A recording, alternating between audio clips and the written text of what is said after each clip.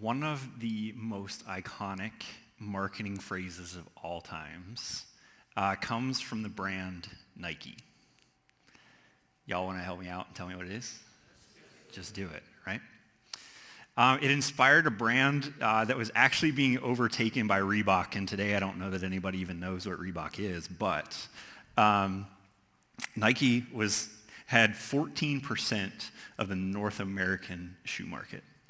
And Phil Knight actually told the marketing people who brought this idea to him that he didn't need that their company would be fine without it. They convinced him to do it anyways, to just do it. Trust us, just do it. And their market share in 10 years went from 14% to 48%. Because he listened to the people he had hired and who knew what they were doing, and he took their advice and went for it. Ultimately, we now know Nike who they are today, right?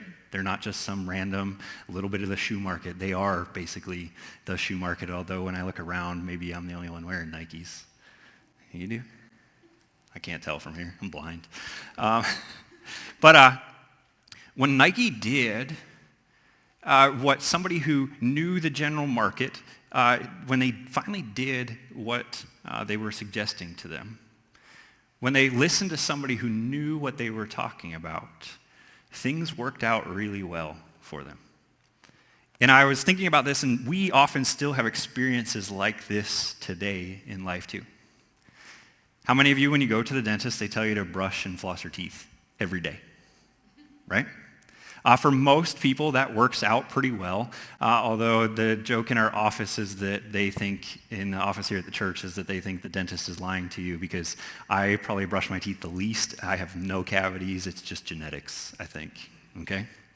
But in general, that seems to be something that works, and people are paid professionally to do this. We're told if you want to lose weight that you need to expend more calories than you take in. It's really that simple, people.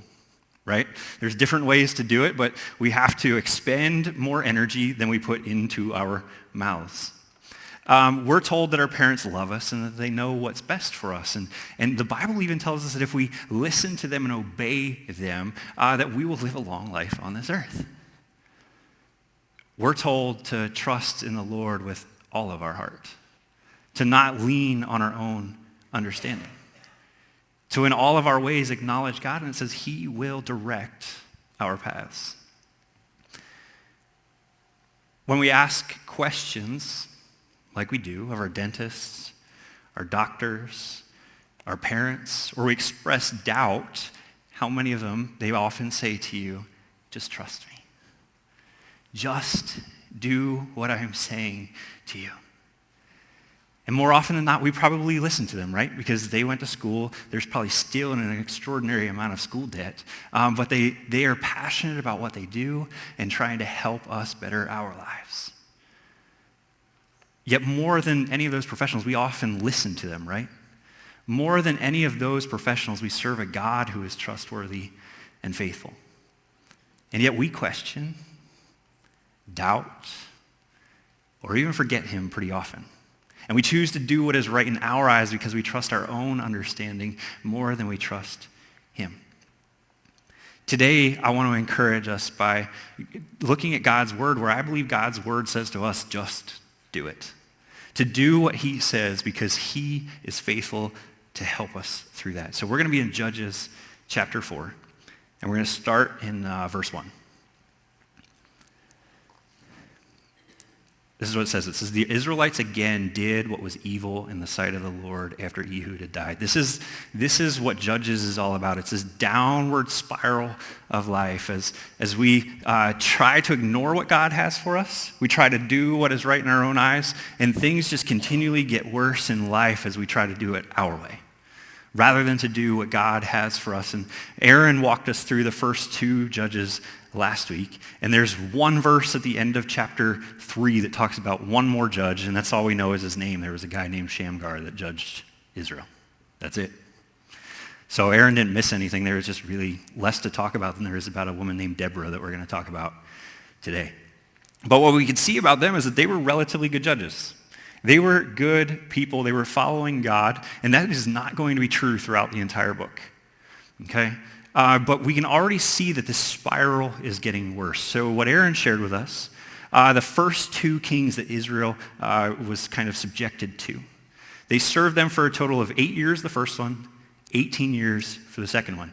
And that word served is how it was described, the relationship with a king. But now we can see that that verbiage has shifted. Now they're not serving another king, but they're harshly oppressed. And it's for a total of 20 years. Now, chapters 4 and 5, they're written, 4 is kind of a narrative of what happened. Chapter 5 is a song that was written afterwards to celebrate what God had done for Israel in their victories. That's the spoiler. There's a victory at the end, okay? But chapter 4, there's going to be some details that aren't there. There's going to be some details that aren't in chapter 5. We're going to try to look at them both together today to see how this story plays out. Chapter 5 gives us some insight into what this oppression looked like. The oppression was so fierce that people no longer traveled the normally established roads. As they were trying to move goods from place to place, they chose not to go there because it was taken from them. And they had even abandoned little towns and villages that they lived in because of the oppression of the Canaanites in their area. The men of valor, the men that should have been carrying around spears and shields defending the people, they were so scared of the Canaanites that they no longer did that. It says that it couldn't even be found amongst 40,000 people. 40,000 men of war in Israel hid their weapons of war. The people had forgotten, again, the God of their ancestors, the God who tore down Jericho in front of them as they walked around it, who had split the Red Sea for them. They had forgotten him. But when life got unbearable, and maybe we're sometimes guilty of this as well, life gets to a place where we just can't stand it anymore, they cried out to God. And God answered them. And this is a continuous story through the book of Judges. Every time in the book of Judges that the people come to the end of themselves and they recognize, oh man, we're in this place because of us. We need you, God. God answers and steps into their lives. This time is no different. We're going to look at verse 6. It says that God commanded Barak, the son of Abinoam, go, deploy the troops on Mount Tabor, and take with you 10,000 men from the tribes of Naphtali and Zebulun. Then I will lure Sisera, commander of Jabin's army, his chariots and his infantry at the Wadi Kishon to fight against you, and I will hand him over to you. Does it sound like a pretty clear command to you guys? Like it's pretty clear what he should go and do. What's really cool here too, and we don't always get this from God, but he did, it's really clear what the outcome's going to be too. Go assemble on the mountain, and then I'm going to lure this guy Sisera and his entire army into the valley, and then you're going to wipe them out. You're going to take care of them for me. Go and do what I said. Sometimes I think maybe we know more of the outcome than we think we do too. In our lives when God speaks to us. God's commanded us to love him, to love our neighbors, to go and make disciples of the world around us. And in that, he promised he would always walk with us. That he would always work things out for the good of those who love him and do according to his purposes. Yet we still question that. And sometimes we doubt that our God will do this for us. Just like us, Barak has a really clear directive and outcome. And he was afraid of something. The original Hebrew here makes it difficult to know. We're going to see that a woman named Deborah summons Barak to her. And the original Hebrew makes it a little bit difficult to know if this is the first time something is said to Barak about what God told him to do, or if Deborah is calling him to her and saying, hey, I know what God said to you. Why haven't you done it? And actually, as I've studied, and I'm willing to work through this with you, just not on this morning because it would take me another half an hour to get through it. I'd love to, though, if you want to see how I came to that conclusion, kind of work through that with you, why I believe that she was summoning him because she knew God had already spoken to him. Deborah herself, though, she's an interesting character, and we have probably 3 or 4 Deborahs here in the church that go by Deb, Debbie, Deborah, whatever. And if I'm honest with you, you'd probably know more about them if you spent 5 minutes with them than I know about Deborah in the Bible, because there's only these few verses about her. That's it, right? But what we do know about her is that she lived in a time period where women were looked down upon. They were considered more or less property at the time, okay? We don't like to talk about that in the United States because we have worked through what equality kind of looks like sometimes, and this is foreign to us. But this is the reality of the culture they lived in. But somehow, I know how, right? God has worked out in her life that she has this gift. She's a prophet. And in biblical times, what that meant is she kind of had the direct phone line to God. And God would speak through her to the people. And she was using and exercising this gift in a way that people were coming to her to help them work through their problems. She even, we'll see, has a tree named after her, the tree of Deborah, and she sat there as the people came to her and expressed the different issues they were having with each other and disagreements that they were going through. God had given her this gift and also given her authority in a way that allowed her to do something that would have been culturally unacceptable at the time. To summon a man to herself. And the reality is, in the end, we still have absolutely no idea why this is. This is what God does. And in verse 6 it tells us, I skipped this part at the beginning because of how God led me, or how I believe the Hebrew spells it out, that Barak already had heard from God. Deborah called him out on it. So she summons him and says to her, hasn't the Lord, the God of Israel, commanded you? And then the rest of verse 6 that we had read there earlier. Hasn't God commanded you? So there's debate on whether or not he knew before or not, but I think she's literally saying to him, hey, look, God spoke to me. I'm a prophet. You know this. God spoke to me, and I'm wondering why you haven't done what God told you to do yet. What are you waiting for? God commanded you with a really clear, we all agreed on this earlier, a really clear directive with a really clear outcome if you follow through with it. What are you doing? What are you doing? And whether he knew before or not, I'm not actually convinced in the grand scheme of the entire story that it's the most important thing, because the next statement he makes really describes where his heart is at. And he says to her, remember the culture we're in here, right? He says, if you go with me, he's speaking to a woman, I will go. But if you will not go with me, I will not go. And I had to think a lot in my head of what kind of word I would use to describe Barak in this moment in front of you all. Because I'm in church and, I'm just going to be real with you. I'm not always the perfect spitting image of God, right? He's a pansy. Like a complete wuss in this moment. He has a directive from God with a clear outcome spelled out for him, and he is basically groveling at the feet of somebody who could be a servant and saying, if you go with me, I'll go. If not, no. I haven't done it already. I'm certainly not doing it now. I actually think it makes sense on his part. He's got 10,000 men against 900 chariots and all of the Canaanite army in a valley where the chariots are going to run them all over, mow them all down, and we're back to the same old story. Israel has absolutely no chance against the people of Canaan. They never did, but God was with them. I've said this a couple times already in Judges. The walls of Jericho didn't fall down because they finally hit the right rhythm as they stomped around. God tore the walls down for them, gave Jericho over to them. They had no right taking Jericho, but God. But in his own mind, his own understanding, this is we're in trouble. Right, we've got 40,000 warriors in Israel, and they're scared to death to even walk around with their spear, their shield, and be identified as a warrior. We've got entire villages that are deserted. The people have gone up into the caves and up into the mountains, and they're hiding there. We don't transport our goods on the main roads because they just get stolen. I'm not doing that. I'm not doing that. I mean, that's kind of normal, though, for us as humans, right? We look and observe things through our own understanding, and we say, no, God, I can't.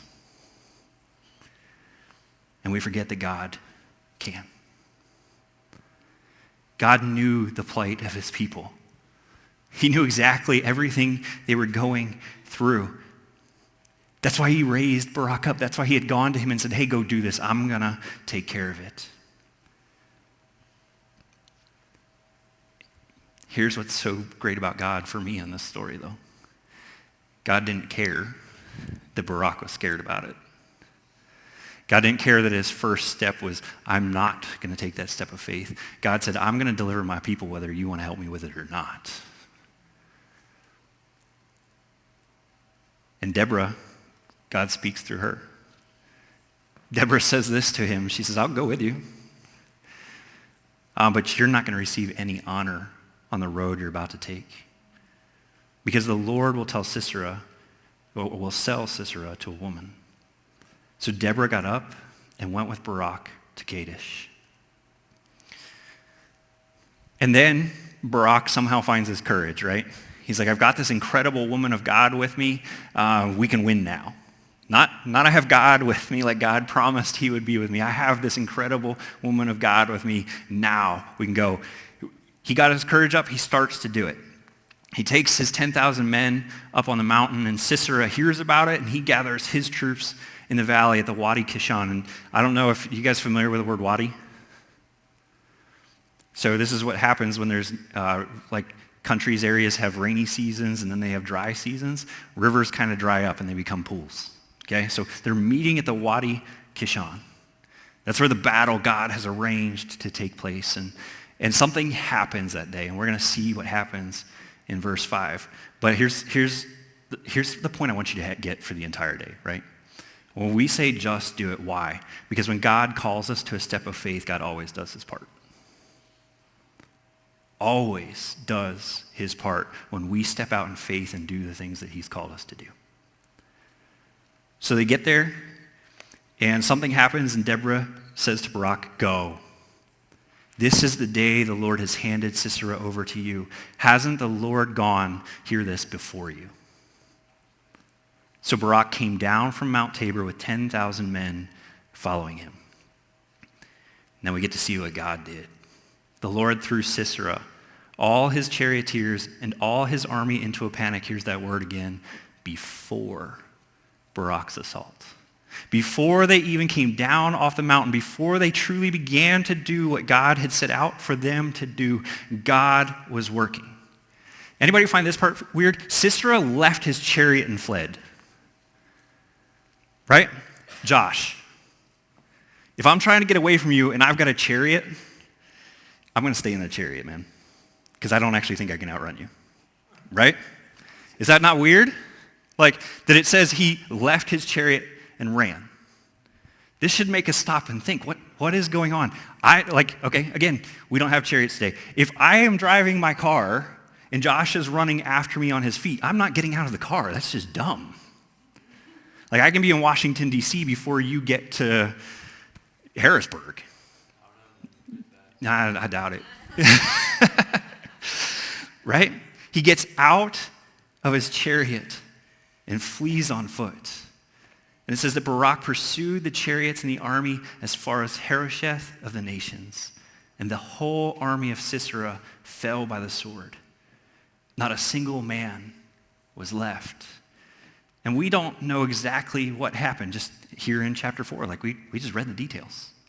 But chapter 5, verse 4 tells us this. There was a thunderstorm, probably like nothing the Israelites had ever experienced except one time at Mount Sinai.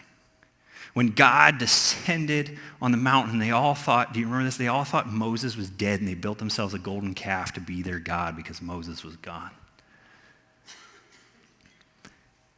It continues to tell us that it poured, and my guess is if they were meeting at the Wadi, this was the dry season. And it pours down rain so intensely that the chariots are stuck, that as the men try to flee, they get washed away by the river in the dry season. The chariots rendered completely useless against the people of Israel. Because, again, Sisera hops out of his chariot and goes for a run rather than whipping his horses to a place where they're gone. The Israelites had no way of catching him. God called them to one, it seems like a really big step, but one small step in a battle. To gather 10,000 men on a hill and then just be ready. And when God stepped in and he shook the ground that the foreign army stood on, they panicked and fled. And Sisera's men chased them down, killed them. God turned them over to them. Then the story takes a wild turn and we begin to see how God works things out despite or in spite of the lack of faith that Barak had. And I wish this was the most gruesome story in Judges that we're about to talk about, but it's not, okay? Sisera, commander of the foreign army that was oppressing Israel, runs away and he comes to a little tent town. And he happens upon this nice little lady who says, hey, my family, your family, you know we're at peace, right? We've worked out a little agreement. Why don't you come, hide in my tent for a little bit. I won't tell anybody you're here, and then you can finish getting out of here. She offers him a blanket, offers him not just the water he asks for, but a glass of milk, which would have been like a really important thing in those days and something almost a delicacy for them. She gives it to him, and by the standards of that day, she was the most inviting hostess anybody ever knew. He feels super comfortable with her. Feels like he'll be perfectly okay, that she will tell anybody that, no, there's not some random dude in my tent. Why would there be a random dude in my tent? And he falls asleep. He's been running for his life because he abandoned his chariot in the mud. And he falls asleep. And then this woman sneaks up on him with a hammer, and I'm guessing like a long piece of wood, a tent peg, and just pounds it through his head. Nails the guy to the ground. Okay? And she essentially wins the war for the day. Here I was thinking she was a kind of nice lady taking care of this guy. He, I'm sure, thought so too. She lets him go to sleep, and it's over. The battle is won. God works out things in weird ways, right? Can we just all admit that that's kind of crazy that God would do it that way? But he takes care of his promise to his people if they would just do their part. The reality is we have no idea what the story of Barak would have looked like if he had taken that step of faith right away. He might be the judge that we talk about and not Deborah, but it's really, to me, it's not actually that important. But it is clear throughout the Bible, and this is maybe one of those things we don't want to hear, but it's clear throughout the Bible that when we choose not to take steps of faith, there are repercussions for that. That God works differently. He works maybe around us in some ways instead of using us when we don't step out and do what he's called us to do. Here's just a few of them that I came across. God tells Israel, you're not going into the promised land. You did not obey me as you were leaving Egypt. And because of that, you guys, you're all going to die out here. You're not going to enter the promised land. And I'm going to leave that for your kids. And they're like, yeah, sure, God, no. We're going to go take this. You're with us. We're good. They go and they get totally upended. Totally defeated when they try to step out and do something God told them not to do. That's a step of faith too, right? To not do something sometimes when God says stay. That can be a step of faith. Jonah, we know this guy, right?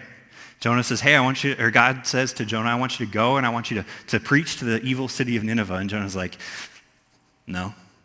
Anybody want to spend 3 days in a fish? While God works out his purposes and his plans for your life, guy could have just gone to Nineveh, right? But God steps in and he still makes his plans come to fruition. There's a woman, Lot's wife. God says, run, don't look back. And she looks back, and we all know what happened to her. She turned into a pillar of salt.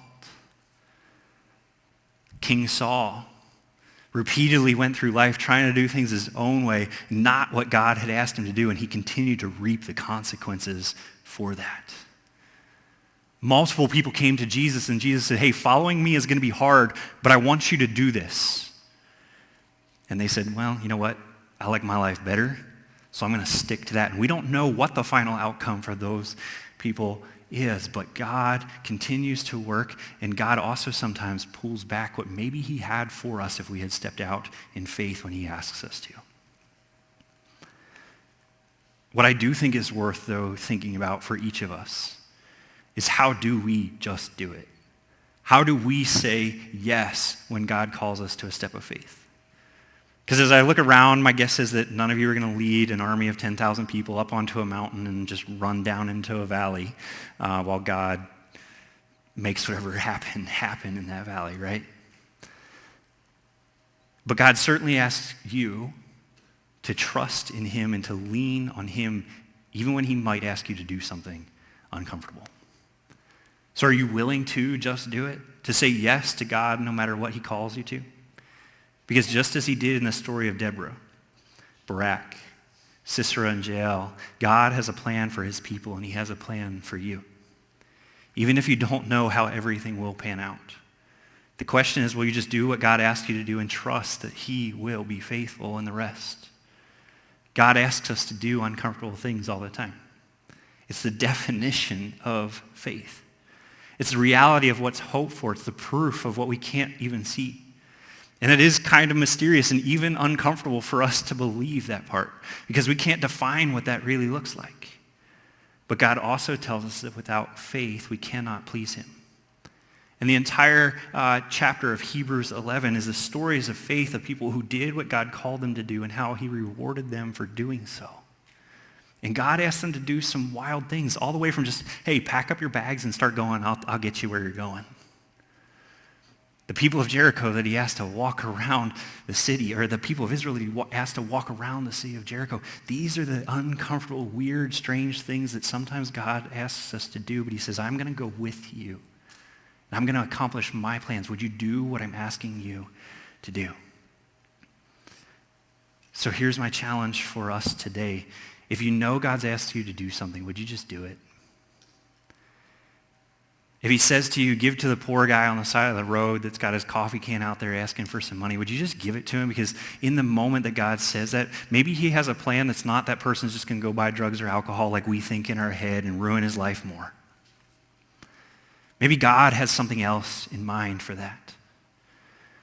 Maybe this was a story that somebody shared from the stage a few months ago. Maybe God says to you, hey, I want you to buy a Bible for someone. And you're like, but man, they cost $70. I don't really want to do that. Just do it. You don't know what God might do through his word.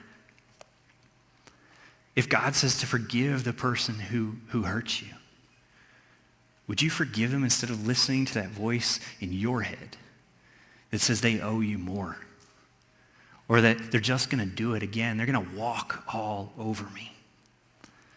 When God says take a break from this crazy, always going world that we live in, would you take a break? We joke in my household, and I'm not saying this is true for everybody. I've just occasionally noticed in our household, when I need to slow down, somehow I get sick. It happens. It happened Easter Sunday, and you guys probably don't even recognize it. I knew coming into Easter Sunday that I needed to stop. I needed to take a break. I woke up Easter Sunday morning with a sore throat. By Sunday afternoon, I was passed out in bed. Because God had been telling me you need to take a break, and I didn't do it. I was like, I'm a pastor. I got to keep going. It's Easter Sunday morning, on and on and on. I had all the reasons, my own understanding in my own head for why I should do what I wanted to do. If God says, hey, I want you to enter into a relational conversation, not just these conversations that we have sometimes that are like, hey, man, how's the day going? Good? No, how's your day really going? And we're like, man, I don't have time for that. It might get messy. No, if God prompts you in the moment to step into a conversation with somebody to really see how they're doing, you need to just do it.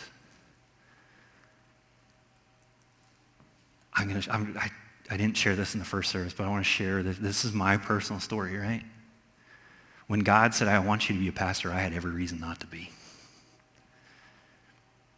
I had a really good job. I didn't work as many hours as I work now. I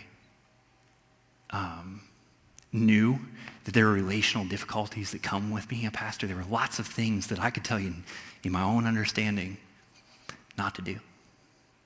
But can I say that God has worked out every fear and concern that I had when I stepped forward and trusted him in that? When I just did, I fought a little bit, not going to lie. But when I did what he asked me to do, God has worked out everything to this point. What a God we serve. We're gonna sing that song in a bit.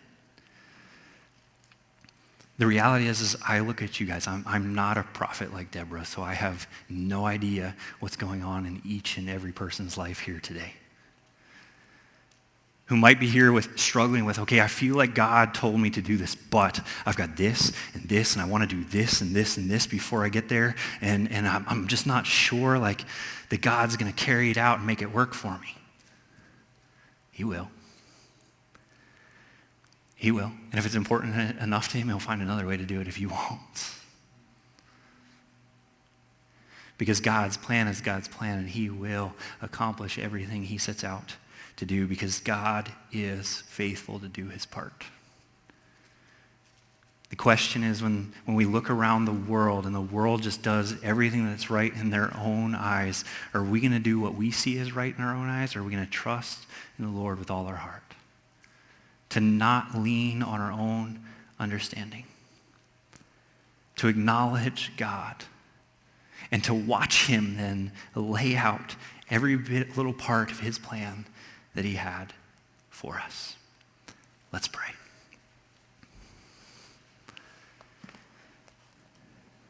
God, you're amazing.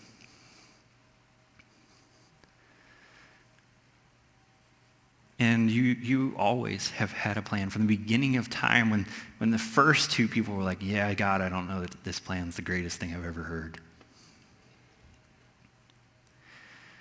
And they listened to the thoughts of their own head. They listened to the thoughts of the serpent. God, that same battle still rages today in our heads. When you call us out, God, you said you'll be there with us right now. I'm thinking of Peter. When he walked on the water, God, because he heard you call him and he had no questions, no doubts. He stepped out on the water and then he started to look around him. In his own understanding, he said, what in the world is going on here? I can't be doing this, can I? And he saw the wind and the waves, and what normally happens. He sank. You still reached out to him, God. But God, would you help us in the moments where we certainly do doubt you? God, I'm sorry that we do. You're so good, and we miss it so much. We don't see it. We refuse to see it, or we forget. God, I pray that you would help us to remember how good you are, how much you have promised to be faithful. God, we need you more than we probably realize, so would you be with us? Would you help us? And I ask these things in Jesus' name. Amen. Thanks so much for joining us this week. We hope it will help you as you live out your life with God, together and on mission. We would love to connect and pray with you. Feel free to reach out through our social media pages, website, or in person on Sunday mornings at 8:45 or 10:30. Hope to see you soon.